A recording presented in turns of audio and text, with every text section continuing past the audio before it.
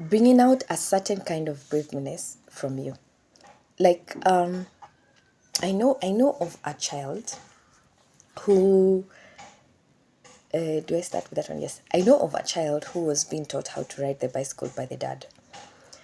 And when I sat back to observe, I was like, wait, that guy is rough. Because for mommy here, you're thinking, hold on that child until the child gets the balance. But imagine that girl learned extremely fast.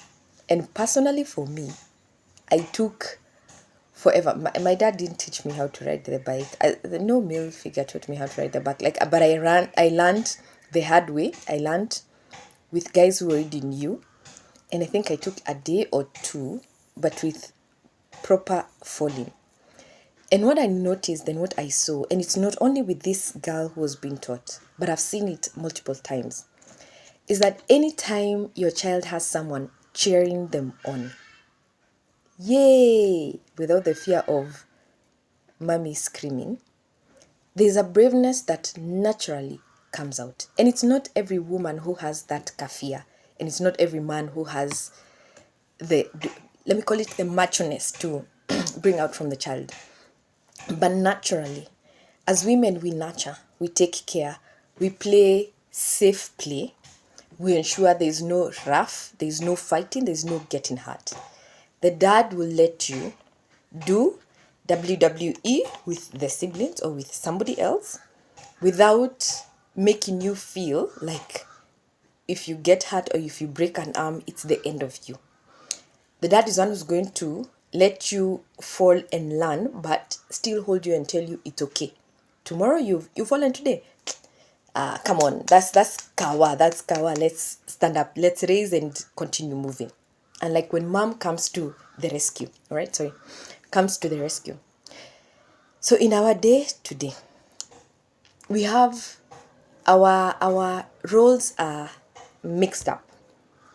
But even if they are mixed up, there are things that naturally forever will be. A man being in a house will forever be seen as the one protecting, shielding the family. That even when thieves come, they will not look for the wife, they will look for the husband because they know that's the strong point. In houses where the woman is the head of the home, yes, she'll also be looked for.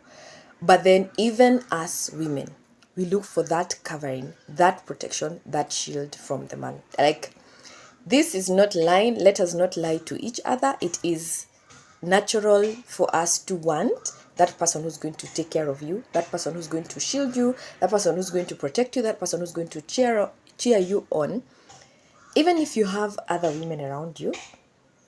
But being honest with each other. The male voice does something to us. The male voice does something to the children. Okay? The other one is discipline that daddies bring in. Not that mommy do not discipline. We do. But we do it a bit too often. And our voices are a bit too soft for the children to hear, because once dad comes in and says, yo, I have said and I'm not repeating again, those children move. Right? And it's something that nature has given you. It's something that God has given us and granted it to us. Not that we should depend on the male figure 100%, because it's also God given, but it's their rightful role. And for me, I grant it. Right? Like for me, I know the father is really important. Okay? So as I was saying, as I was explaining, in our day to day, the roles are a bit gelled in, but because of how life is, we find that a male is going to run away from his responsibilities, or a woman is going to run away from the male because of certain issues here and there. Hopefully, we are going to cover them. But then for today, it's just those roles, right? So there's the nurture for us women, which is a very mild, soft nurture. For the male, it's a bit rough, tough nurture and discipline and knowing the gender roles and feeling the safety, the protection. As I said, from research and Wanjiko's opinion, so no stone throwing towards me, but this is what is important for our children. It's important for our society, for our generation. Let's allow our children to have both healthy parents. Thank you for listening. Thank you for sharing. This week, another 5 days. Let's see how much we can be able to cover. And always share your opinion with me. I'm not a T, I know everything, but it's important to know these things.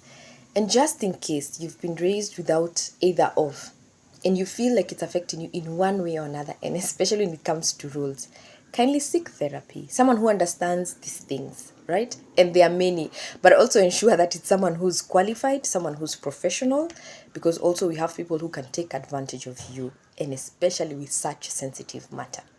Thank you for listening, and we will see you tomorrow. Always remember, Wanjiko Muriki, psychologist on call. Peace and thank you. Ciao.